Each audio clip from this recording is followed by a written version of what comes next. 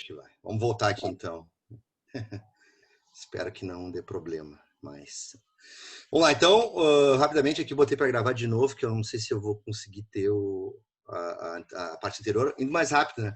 O que nós estamos falando? Então, que o Dona Sassum ele vai trabalhar nesse livro, contando passo a passo até a chegada de Mussolini ao poder. Então, o que nós estávamos vendo é que em 1914 havia uma grande tensão a respeito da entrada da Itália na guerra ou não, em virtude de elementos que já haviam, derrotas que haviam sido muito sangrentas ao povo italiano anteriormente, especialmente a tentativa da Itália de investimento contra a Etiópia. Né?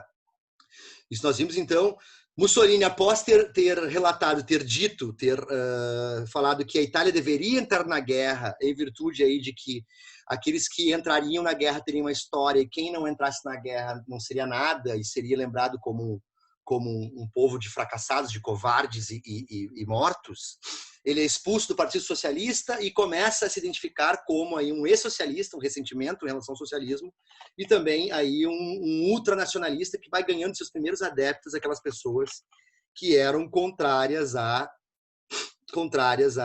que eram favoráveis à entrada na guerra, ou aquelas pessoas que já haviam lutado em guerras anteriores em prol da Itália e também não se sentiam reconhecidas como lutadores da pátria. Né?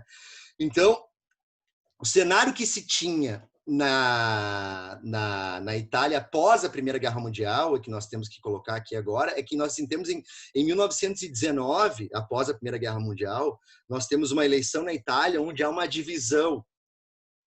Mais ou menos o parlamento italiano fica totalmente dividido, assim, 30 e poucos % das bancadas, das cadeiras no parlamento eram de socialistas, que eram o Partido Socialista, que era a maior parte da bancada, mais ou menos 20% de católicos e mais ou menos aí uns 15, 20% de liberais. O que esse cenário de uma política dividida, o que gera um cenário de um parlamento dividido? Uma dificuldade, digamos assim, uma anestesia da capacidade de governar. Tamanhas diversidades de interesses. E isso acabou sendo positivo para o Mussolini depois, né? Nessa questão da ascensão do fascismo. Então, o que nós tínhamos ali, num momento pós-Primeira Guerra Mundial, de uma Itália, que era um país jovem, de um país economicamente sem muitas condições, o que nós víamos ali era um aumento, com crise econômica, um aumento de movimentos grevistas, e, ao mesmo tempo, quando se tinha um aumento de movimentos grevistas, se tinha também uma discussão cada vez mais inflada da narrativa revolucionária socialista, o que gerava uma instabilidade. Nós estamos aí nos anos 20 e 30, uma grande... Logo, nós tivemos aí, em 1917, nós tivemos a Revolução Russa, então nós temos aí todo esse cenário de um medo na Europa de que isso pudesse acontecer, um movimento revolucionário socialista. Né?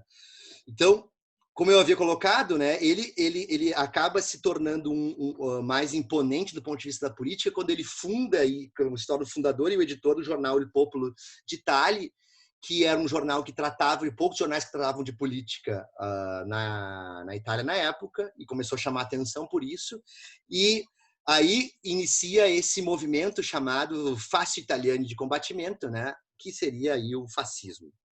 E dentro do fascismo, o primeiro movimento, dentro do movimento, era esse movimento que eu falei de milícia voluntária, milícia voluntária pela segurança nacional, que eram os chamados camisas negras, que atuavam principalmente a partir da violência, destruindo greves, piquetes, sindicatos, ou seja, começa a ganhar força de uma forma violenta, contrário principalmente às entidades ligadas à linha socialista. Né? E aí, então, isso começa a ganhar essa violência, que depois nós temos um paralelo com isso na sociedade de Turing, na sociedade nazista. Essa violência começa a ganhar simpatia, principalmente de quem? Dos grandes industriários, de setores do liberalismo, que são os primeiros a flertar com o fascismo, exatamente porque se tinha essa dinâmica, esse medo de uma revolução, e também pela questão dos interesses empresariais, certo? Então, Estamos em 1919, 1920, 1921. A estratégia fascista de chegada, de ampliar os seus horizontes, vai ganhando maior contorno de violência. Vocês podem interromper, tá, pessoal? Sempre que vocês quiserem fazer algum tipo de observação, fiquem tranquilos. Lá em 1921, isso começa a ter um contorno maior de violência. Tá? E aqui só um detalhe que o Dona Sassum traz para nós aqui, no decorrer do livro. Né?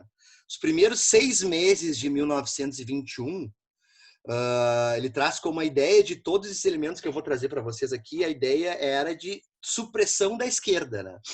Supressão da ideia de esquerda, que, em termos específicos, nós tivemos 2 atentados, depois das eleições de 1919, 20, 21, eleições municipais e tal. Nós temos atentados que levam aí ao ferimento e até à morte de socialistas que estavam festejando as suas vitórias.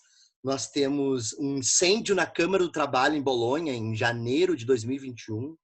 Nós temos destruição de 119 câmaras do trabalho, 59 Case del Popolo, que eram círculos culturais socialistas, 107 cooperativas, 83 escritórios das Ligas da Terra, gráficas socialistas, bibliotecas públicas, ou seja, ele traz aí, em termos absolutos, como o interessante de que lá em 1921 ele traz que o maior número de adeptos do fascismo eram de estudantes colegiais e estudantes universitários. Cerca de 19 mil estudantes eram já adeptos ferrenhos ao fascismo. Né?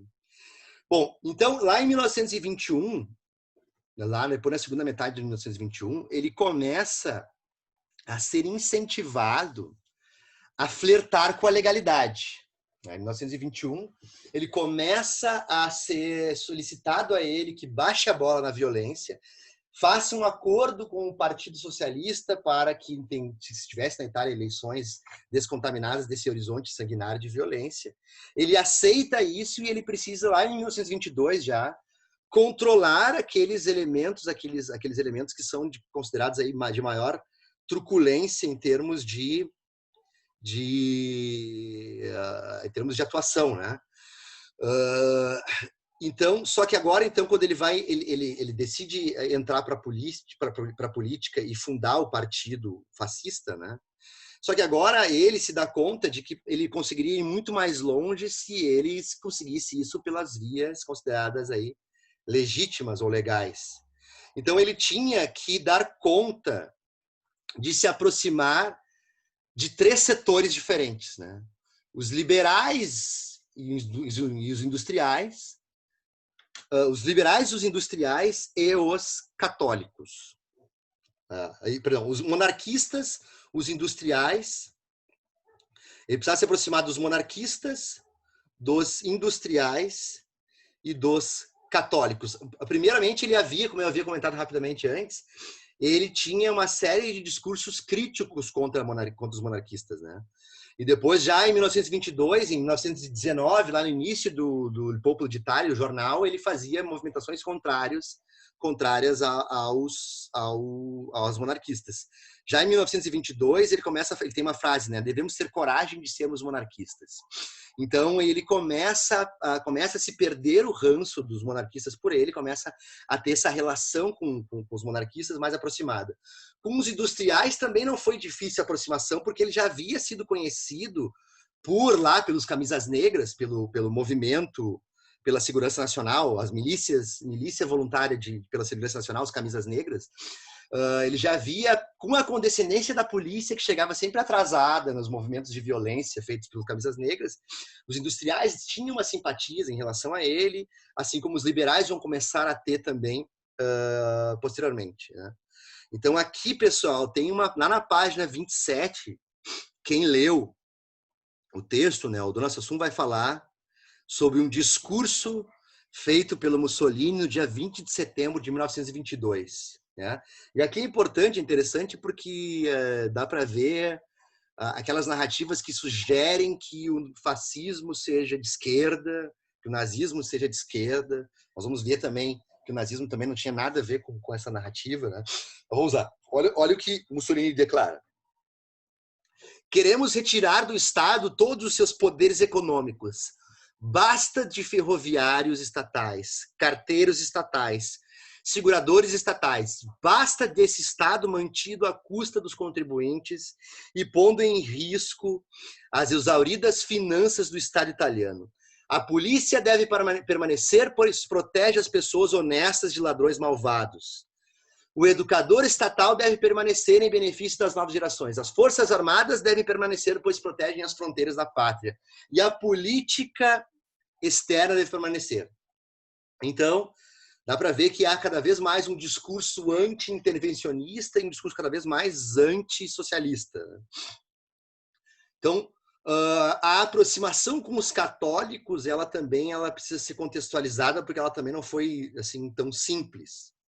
Os católicos, eles eram fervorosamente contrários à guerra, né? Eles tinham sido contrários à entrada da Itália na Primeira Guerra Mundial, e também eles eram contrários a esse horizonte fascista que já estava sendo conhecido pela sua violência. A coisa começa a mudar de figura quando morre o Papa Bento XV, e nós temos no Vaticano as eleições do Papa Pio XI. Né? Pio XI é um Papa importante, né? Que ficou de 1922 até 1939 como Papa. Depois nós temos o Pio XII, que tem uma polêmica no Pio XII se ele foi condescendente com o nazismo ou se ele fez elementos contrários ao nazismo. Podemos falar um pouco sobre isso semana que vem. Mas o Pio XI vem uma ordem expressa do Vaticano que o Partido comunista, quer dizer, o Partido Católico Italiano apoiasse o fascismo, certo? Então nós temos eleições dentro do cenário fascista onde os fascistas já começam a ter algumas cadeiras dentro, agora como um partido, eles já começam a ter algumas cadeiras sobre o parlamento.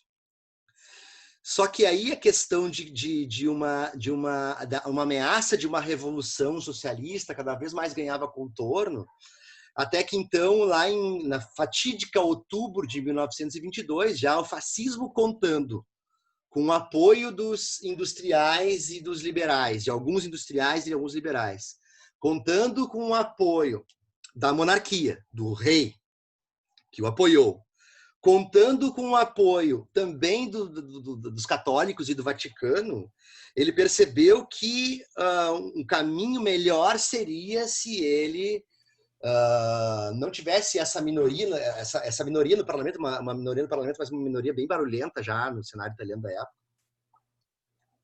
Mas os fascistas entenderam que eles tinham condições de chegar ao poder, de ascender ao poder naquele momento, né? Então, em outubro de 1922, eles têm essa ideia da famosa Marcha sobre Roma, que é como o livro começa, né? O livro começa falando sobre a Marcha sobre Roma e depois ele volta no tempo e começa a explicar desde onde tudo começou, né? Então nós temos um discurso no dia 25 de outubro, antes da Marcha de Roma, né? Que eu destaco para vocês, que está lá, para quem quiser ver no livro, está lá no livro na página 137 do Dona Sassum. Ou eles nos entregam o governo, ou nós haveremos de tomá-lo, ocupando Roma. É uma questão de dias, talvez horas. Voltem para suas cidades, esperem nosso chamado. Se necessário, serão dadas ordens. Enquanto isso, podem se dispersar e manifestar sua solidariedade com as forças armadas. Viva o exército, viva o fascismo, viva a Itália. Nós, fascistas, não queremos entrar no governo pela porta dos fundos. No fim das contas, tudo pode ser decidido pela força. Pois na história é a força que decide tudo. Então, essa ideia de que haveria uma marcha sobre Roma, ela contou com apoio, já contava com o apoio do Vaticano, contava com o apoio de muitos industriais e muitos empresários que, inclusive, alugaram, forneceram trens para essa marcha sobre Roma dos fascistas, pelo preço mais barato, né? Então, nesse momento onde Mussolini ameaçou fazer a marcha sobre Roma, o então primeiro-ministro italiano, que eu não me lembro quem era o nome dele, né? Ele chega para o rei Vítor Manuel III, que era o rei italiano na época, e pede para que o rei assine um decreto proibindo a marcha e declarando estado de exceção para que aquilo fosse contido. E o interessante que o Dona Assum traz para nós é que, evidentemente, se o Estado italiano quisesse interromper a marcha sobre Roma e a tomada do poder à força, seria totalmente possível, né? O Mussolini não teria a mínima condição de, com aquelas milícias paramilitares que ele detinha, os grupos de estudantes que favoreciam a ele, as pessoas, os ferrenhos, os fanáticos que estavam apoiando a sua ascensão no poder, não teriam condições de lutar contra o exército italiano. Só que a pressão era tão grande e a simpatia, em linhas gerais, era tão grande pelo fascismo, e o único opositor sendo o Partido Socialista totalmente enfraquecido e a esquerda totalmente dividida, fez com que tanto o rei Vítor Manuel III não assinasse o decreto solicitado pelo primeiro-ministro, como nomeasse o Mussolini o primeiro-ministro, novo primeiro-ministro italiano, e ao mesmo tempo ele dissesse para o agora novo ministro Mussolini que ele tinha a carta branca para montar todo o governo, nomear todos os demais ministros do seu governo. E isso que tem a ver com aquela ideia que traz na primeira página do primeiro capítulo do Dona Assum, né? Que, na verdade, existe uma força histórica, uma narrativa histórica do Mussolini para tentar sugerir que o fascismo foi conquistado pela força, o que outros regimes na história, outros regimes violentos, sempre fizeram ao contrário, sempre se colocaram num ponto de vista de uma legitimidade, assim como nós vamos ver na semana que vem com o nazismo teve também isso, né? Em 23 teve uma tentativa de golpe, o famoso golpe da cervejaria na Bavária, que Hitler tentou dar, e depois sim acedeu o poder de forma legítima. Nós vamos ver com mais detalhes, né? Aqui, então, o Dona Assum vai falar na página 145, no que eu separei aqui para comentar, sobre essa questão da marcha sobre Roma, né? Não eram muitos, até mesmo entre os fascistas, o que se davam conta do que realmente acontecia, que o novo regime estava nascendo e que em breve não haveria mais eleições nem liberdade de imprensa. No campo liberal, a maioria não via qualquer motivo urgente nem vantagens políticas em se opor a Mussolini. Se ele fracassasse, o fracasso seria seu, e eles poderiam colher os benefícios. Eles haviam tolerado numerosos atos de violência e logo aceitariam uma severa limitação dos direitos e liberdades, pois cada uma dessas limitações eram eminentemente defensáveis, sempre consideradas temporárias e decorrentes de circunstâncias especiais. Assim, quando Mussolini assumiu, ouviu-se um coro de aprovação, oscilando entre o franco entusiasmo, os nacionalistas e a direita em geral, e a aceitação resignada do fato como um mal necessário, os liberais. Certo? Então, isso está querendo dizer que, naquele momento, a aceitação também não se dava conta dos riscos que poderiam acontecer na Itália, né? E depois, para falarmos um pouco sobre agora, após a marcha sobre Roma e Mussolini nomeado primeiro-ministro, o fascismo, quando o fascismo chega no poder, o que ele faz, né? Aqui tem também, quem tiver interesse especificamente no pouco que o Dona Assum fala sobre, ele percorre de forma brilhante a ascensão desde a expulsão do Mussolini do Partido Socialista até a marcha de Roma, onde ele é nomeado primeiro-ministro, e pouco fala sobre os efeitos do governo. Mas na página 151, ele vai tratar o seguinte, ó: quando Mussolini assumiu o poder, no entanto, eles estavam de mãos atadas, pois o homem que pretendiam transformar em criatura surgiu como o verdadeiro vencedor. Nos anos seguintes, os antigos partidos políticos que tinham governado a Itália foram dissolvidos. Os sindicatos viraram-se forçados a fundir-se na Confederazione Nazionale di Sindicati Fascisti, ou seja, os sindicatos de fachada que eram os serviçais do fascismo. Um tribunal especial para a defesa do Estado foi criado para tratar de opositores dissidentes. A imprensa foi amordaçada. Investiu-se em uma polícia secreta. Um novo código jurídico foi introduzido e os manuais escolares passaram a ser submetidos a estrito controle do Estado. Um elemento importante que o Dona Assum traz também, que é um dos pontos importantes para a nossa discussão aqui, é sobre, voltando àquela ideia de que seria ou não o fascismo de esquerda, né? Se vocês querem ver sobre isso, para desmascarar esse tipo de argumentação, basta ver quem são os ministros da economia do fascismo e do nazismo. Né? Mussolini, assim que nomeado primeiro-ministro, ele nomeia como ministro da economia Alberto De Stefani. E aqui, segundo a página 120 lá do Dom Assum, De Stefani reduziu impostos, aboliu isenções fiscais que beneficiavam contribuintes de baixa renda, facilitou as transações com ações e a evasão fiscal, reintroduzindo o anonimato, eliminou a regulamentação dos aluguéis, privatizou os seguros de vida e transferiu a gestão do sistema de telefonia para o setor privado. E também congelou o salário dos industriais por 20 anos, certo? Então, alguns elementos aí que o Dom Assum traz também já do fascismo no poder.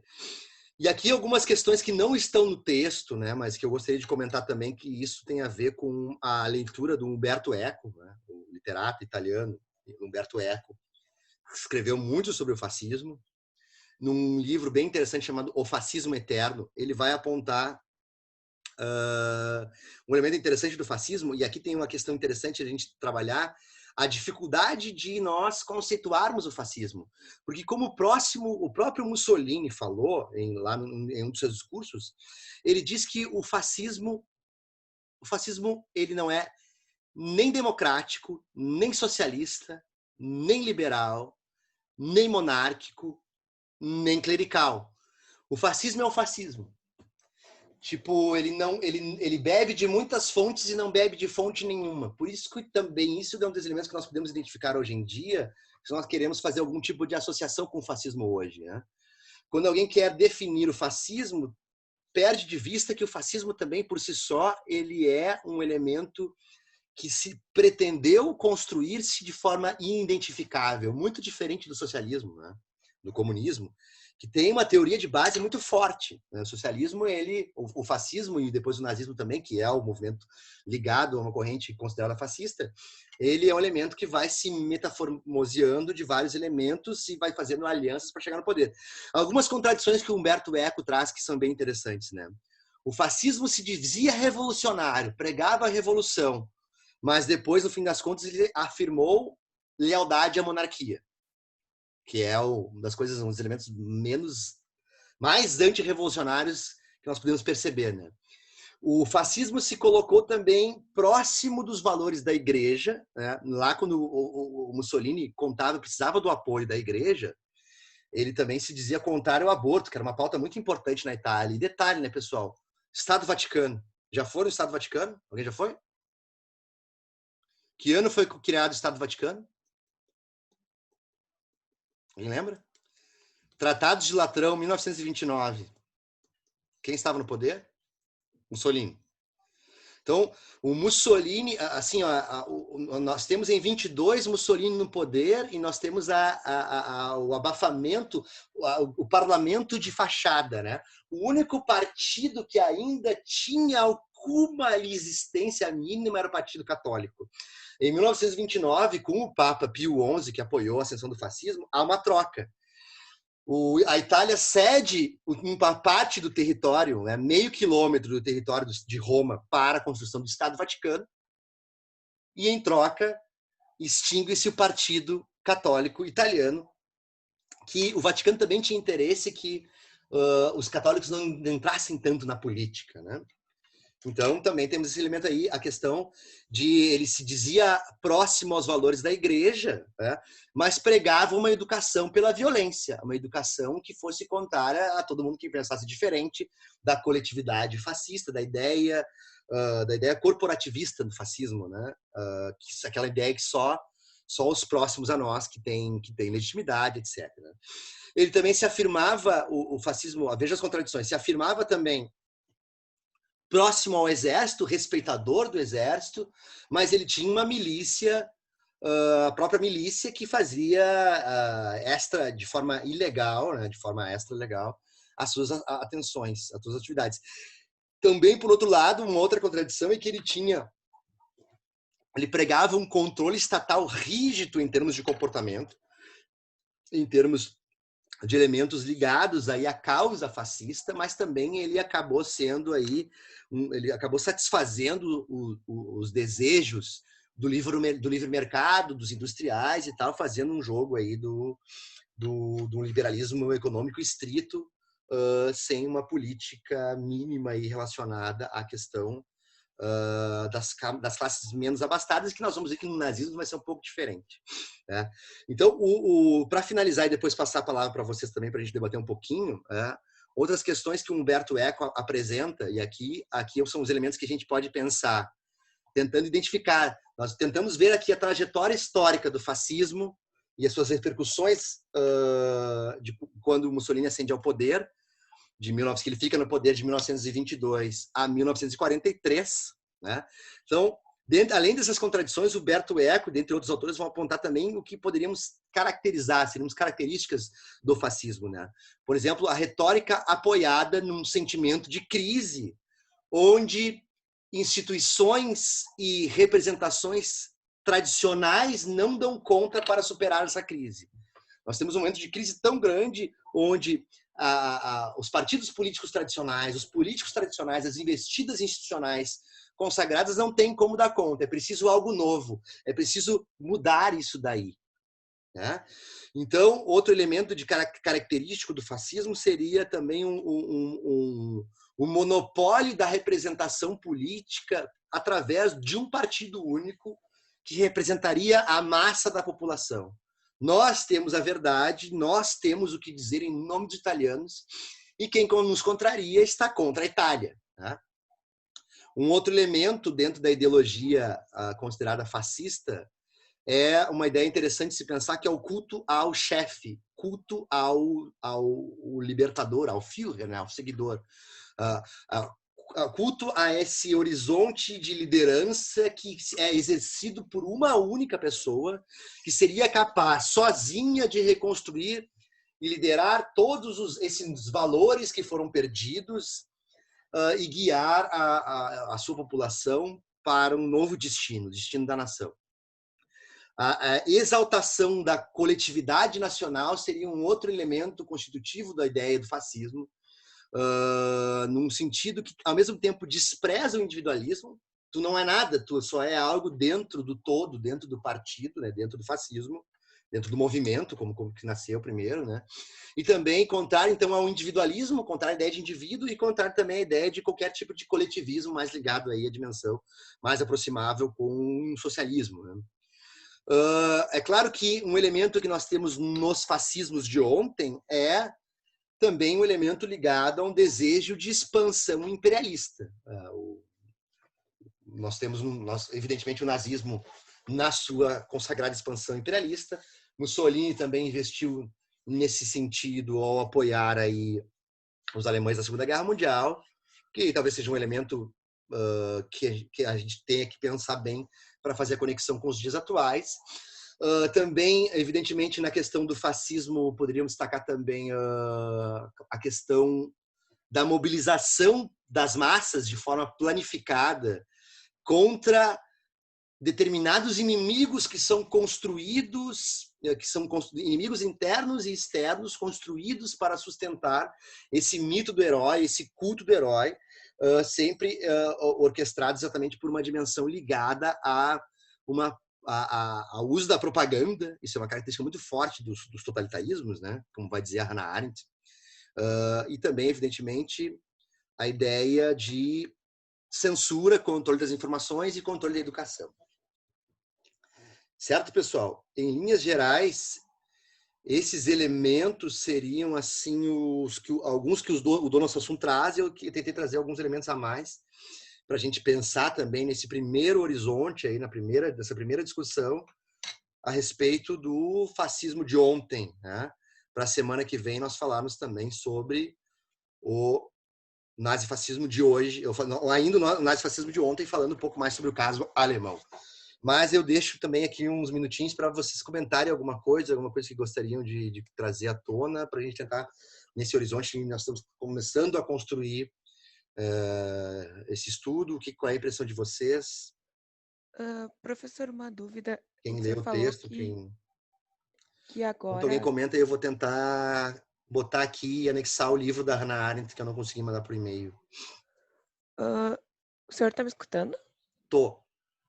Ah, uma dúvida. Agora falou sobre um anti-herói e um herói. No caso, no momento em que a gente vive, num governo mais capitalista, a Venezuela seria um caso de se colocar como economicamente um inimigo? Neste caso, é o medo do comunismo vir à tona? Olha, eu acho assim, ó, eu acho que a discussão sobre o comunismo ela é uma discussão panfletária hoje em dia, que quem trata ela, eu acredito que a maioria das pessoas que tratam ela do ponto de vista, que conduzem ela do ponto de vista político, não acreditam muito nela, Sim. entende? Eu acho que lá nos anos 20, sim. Nós tínhamos ali, em 1917, a Revolução Russa, nós vimos depois, em 45, toda a questão do bloco soviético, a cortina de ferro, mas hoje em dia eu vejo que existem políticos que acreditam nisso, mas eu acho que isso é muito mais um ensaio orquestrado, sem uma... Porque sabe que isso acaba repercutindo, né? Eu vejo pessoas ainda entrando, eu vejo pessoas assim, professores, acadêmicos, meus colegas, muitas vezes, que acabam entrando numa dimensão no sentido de que sim, que existiu ou existe uma certa ameaça socialista, comunista, que o Brasil teve esse horizonte demarcado lá nos anos 60 com a ditadura militar, antes da ditadura militar, e teve também nos governos do Partido dos Trabalhadores, o que eu acho assim uma abordagem absolutamente sem o mínimo embasamento empírico para se colocar dessa forma, né? Então eu acho que Sim, é mas muito mais uma dimensão de uma construção num cenário político do medo que acaba funcionando. sim, seria então a política liberal seria baseada num medo de algumas pessoas, no caso, a ideia de estimular esse medo de uma sociedade, de um conceito que não deu muito certo, seria isso. Acho que sim. Assim, ó, sobre a questão do liberalismo, é um ponto que eu sempre tento deixar importante. Eu gosto de estudar bastante o liberalismo, né?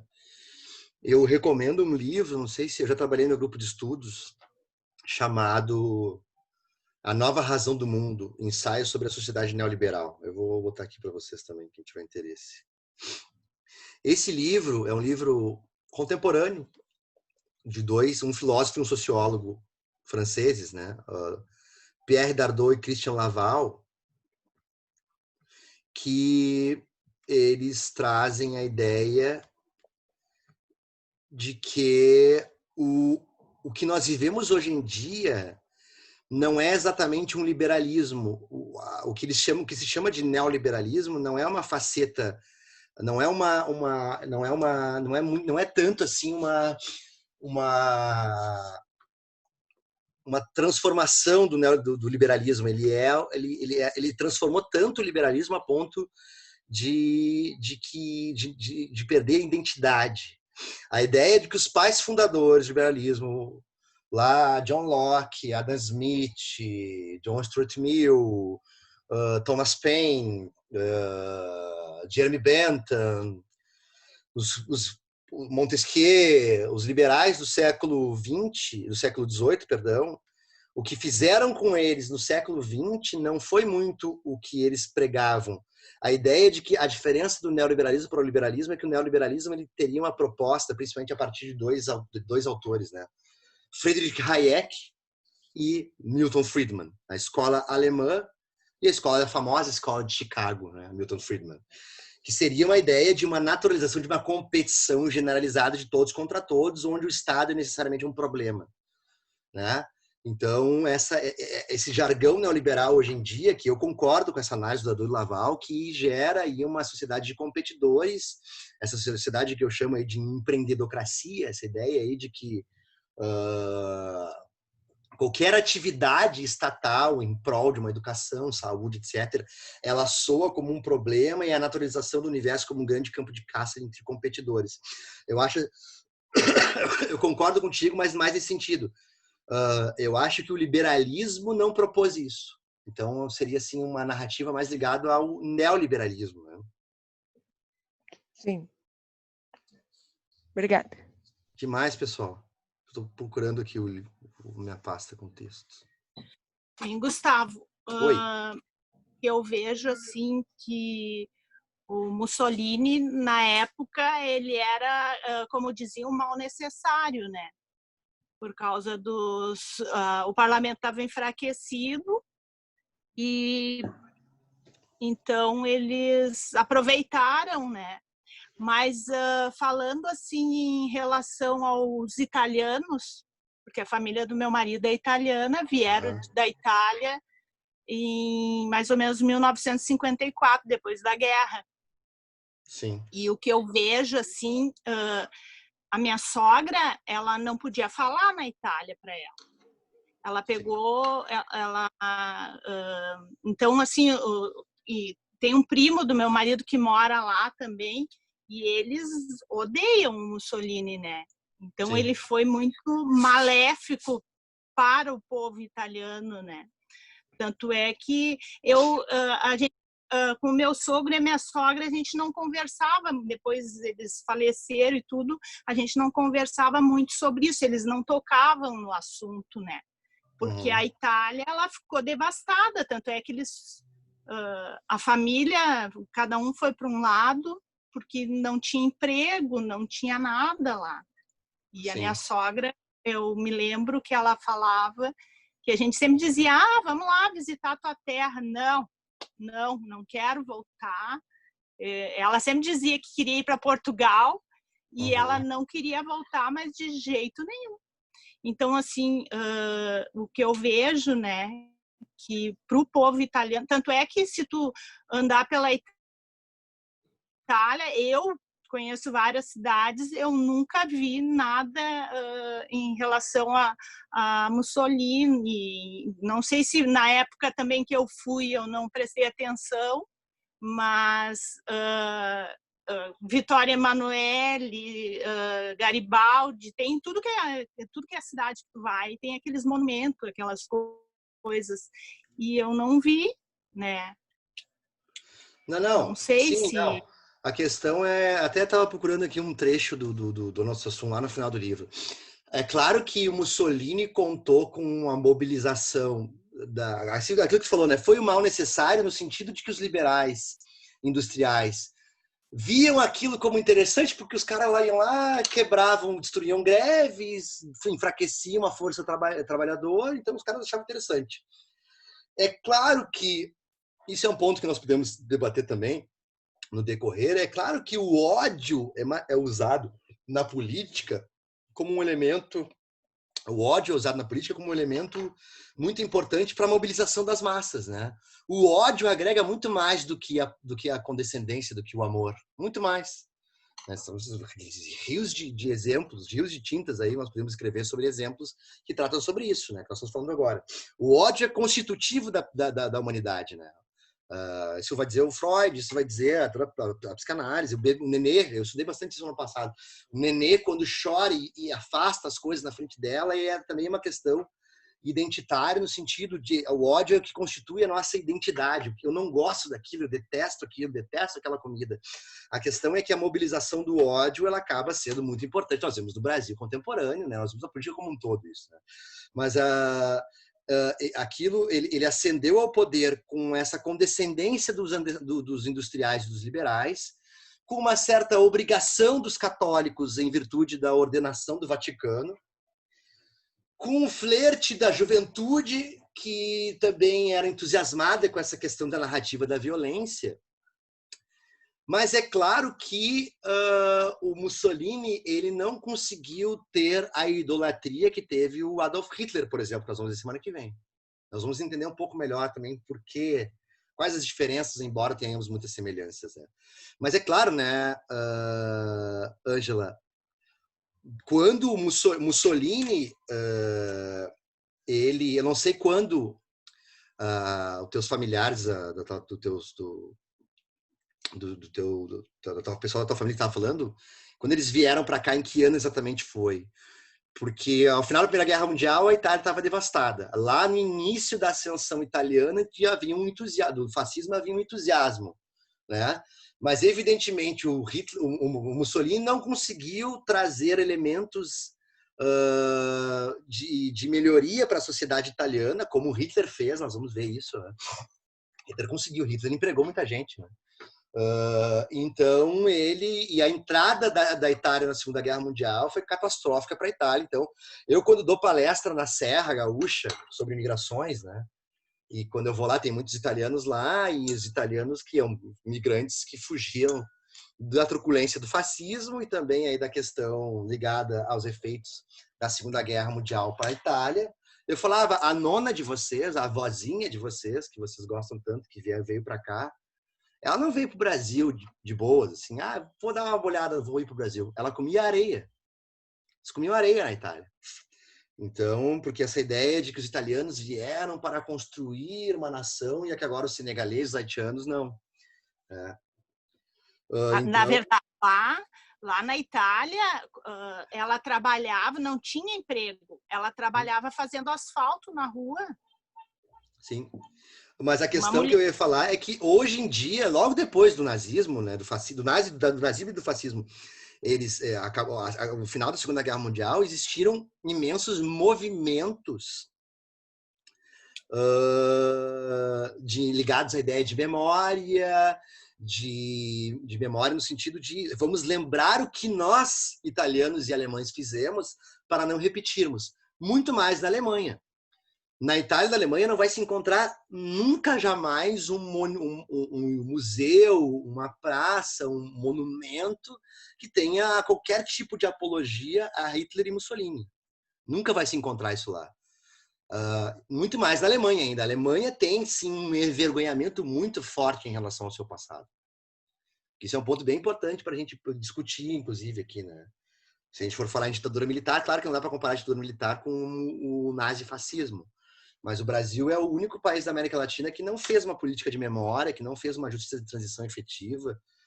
Tanto é que é por isso que se fala hoje em dia que foi um mal necessário, que o Brasil não sei o quê, que morreu 8 mil pessoas, que é o estimado, 9 mil pessoas estimadas de mortes pela ditadura militar, sendo que dessas 9 mil pessoas, 8 mil são índios, né? Então, o que se entende é que, voltando ao ponto, né, na Itália não vai se encontrar isso, né? Não vai se encontrar isso. Foi um movimento considerado mal necessário naquele momento, naquele microscópico evento, diferente da idolatria em relação ao Hitler, né? Que essa sim, ela durou pelos 12 anos do governo de Hitler no poder, de 33 a 45. Exatamente. O que mais, pô? Professor, gostaria de fazer uma pergunta. Se no grupo aqui há previsão da gente tratar do caso da Espanha também, que quando a gente fala de regime autoritário, muitas vezes a gente fala do fascismo na Itália, do nazismo na Alemanha, mas na Espanha também teve um regime autoritário, do franquismo. Sim, sim. E se ele pode ser dito, o franquismo, um sinônimo do fascismo na Itália, se há diferença, quais seriam as diferenças que ocorreram? Assim, como é que ele foi tão longo, que ele demorou muito mais. No caso da Itália e da Alemanha, o fascismo se termina ali em 45, e o franquismo segue, terminado nos anos 70. Sim. Como é que ele conseguiu permanecer tanto tempo no poder? Assim, Guilherme, a gente pode trabalhar também algumas coisas ligadas ao franquismo. O franquismo, ele é um estilo de regime fascista. Digamos assim, o fascismo, como os autores tentam trabalhar hoje em dia para falar em neofascismo, ele é o grande guarda-chuva que cabe todos os governos que atuam numa perspectiva autoritária. Tá? Então, por isso que o nazismo foi fascista, o franquismo foi fascista, o fascismo foi fascista e o stalinismo foi fascista. A questão da Espanha e do Franco ter permanecido no poder tem uma relação semelhante assim como o Stalin, né? É que a questão é que a Espanha, na Segunda Guerra Mundial, ela não comprou uma briga com os aliados, certo? Então, ao não comprar essa briga com os aliados, é por isso que, assim, ó, a Hannah Arendt, que é o texto que a gente vai falar um pouco semana que vem, ela identifica, dentro do totalitarismo, só 2 exemplos de totalitarismo. Só existiram 2 exemplos de governos totais, na truculência total efetiva, que foi o nazismo e o stalinismo. Tá? Então, o nazismo terminou em 45 e o stalinismo permaneceu até 1952, 3, 4, que foi a morte de Stalin, não me lembro quanto. Já o fascismo, em sentido estrito, e o maoísmo, por exemplo, ela não considera como regimes totais, né? Mas, assim, dentro da ideia de uma perspectiva mais ampla de se pensar o fascismo, todo governo que tem uma narrativa, uma perspectiva violenta e com esses ingredientes, né? O culto ao chefe, o culto ao passado mítico, o culto a um anti-intelectualismo, que nós vamos ver, né? O Dona Sasson fala um pouco sobre isso, né? A ideia de que o fascismo, uma das marcas do fascismo é trazer para a política aquela legião de ressentidos, aquela legião de pessoas que foram acusadas de serem machistas, de serem isso, de serem aquilo, que são os incompreendidos, os iletrados. Agora traz todos eles para dentro, dizendo que agora esse Messias vai trazer a voz deles também. E o franquismo se enquadra também nisso. A gente pode falar alguma coisa a respeito disso, apesar de eu estudar muito mais o nazifascismo, mas o franquismo também teve o apoio da igreja, né? Então tem esses elementos aí que são destacáveis. Beleza, valeu, professor. Eu não sei se a gente vai chegar a falar um pouco mais sobre os Estados Unidos, mas quando tu estava comentando sobre a questão do governo ser o inimigo, então, do mercado, e aí, vendo as eleições que estão acontecendo agora, e o Trump sendo essa personificação desse anti-Estado, assumindo o poder e estando no controle, e um governo que governa só para ele, agora saiu os tags dele, tipo, ele querendo se manter no poder porque ele estava quebrado, sabe? Eu não sei se a gente vai falar um pouco mais sobre isso, era isso que eu queria saber. Nós vamos falar depois, semana que vem tem a discussão ainda agora do nazismo, e na outra leitura, não está a mão aqui, mas é o livro que vai tentar fazer o nazifascismo de hoje, que é o livro do Jason Stanley, Como Funciona o Fascismo, a política do nós e do eles. Então ele pega uma série de elementos que vai tentar identificar como era, mais ou menos o que eu estou tentando fazer, né? Como era no passado, como no presente. Ele, claro, quando ele fala do nazismo e do nazifascismo no passado, ele não entra nessa. Ele é um livro meio curto, ele não entra nesses caminhos assim mais detalhados que eu estou tentando trilhar. Mas aí ele vai entrar nesse elemento, ele vai usar esses exemplos aí, o Trump, o Putin, ele vai, por exemplo, o Lukashenko, ou lá o Viktor Orbán, na Hungria, Lukashenko na Bielorrússia. Então nós vamos trazer esses horizontes para nós pensarmos aqui. E acho que dá para ir mais longe ainda, porque acho que esse livro do Jason Stanley não é tão profundo assim, mas eu acho que o gatilho é interessante. E depois nós vamos partir da identificação de tentar superar essa questão, aí entra na questão da tecnologia e da psicopolítica. Mais alguma questão, pessoal? Vou deixar um pouquinho mais aqui, porque deu aquele problema, a gente perdeu um pouco lá, que eu tive que me reiniciar aqui. Alguém quer comentar mais alguma coisa?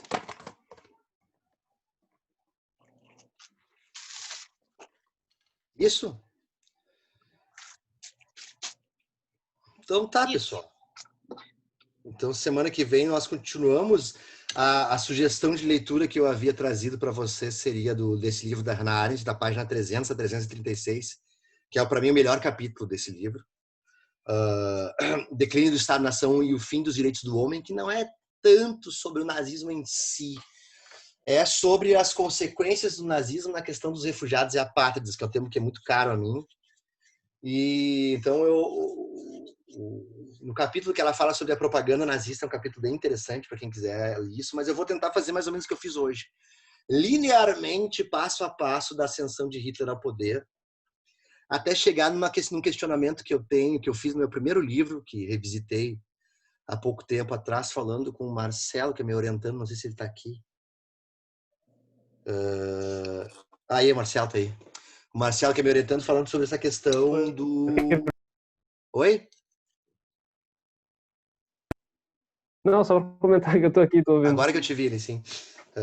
Que é me orientando que essa questão sobre o argumento da dignidade da pessoa humana, que a Hannah Arendt vai trabalhar de uma forma muito precisa a ideia de como o argumento da dignidade da pessoa humana não foi suficiente naquele contexto para dar conta da questão dos refugiados. Aí eu vou trabalhar isso com vocês melhor. Pretendo fazer semana que vem, então, toda essa ascendência, como eu fiz mais ou menos hoje, do nazismo. E aí o livro que seria interessante de ler seria lá o próprio Mein Kampf do Hitler, que eu vou falar um pouco dele semana que vem, que é o livro que ele escreveu quando ele foi preso depois do golpe da cervejaria em 1923.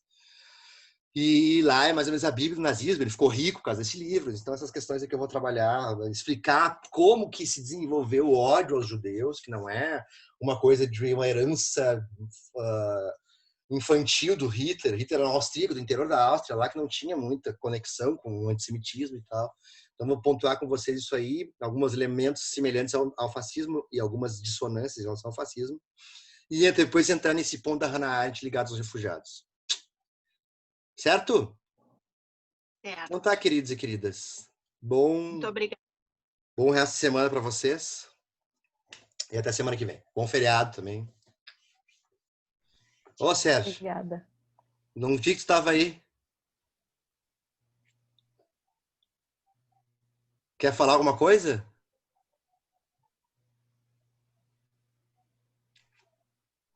Tá desligado? Desculpa, estava desligado. Excelente aula, professor Gustavo. Muito obrigado. Semana que vem, então, continuamos, tá? Isso aí. Grande abraço a todos. Tchau, tchau.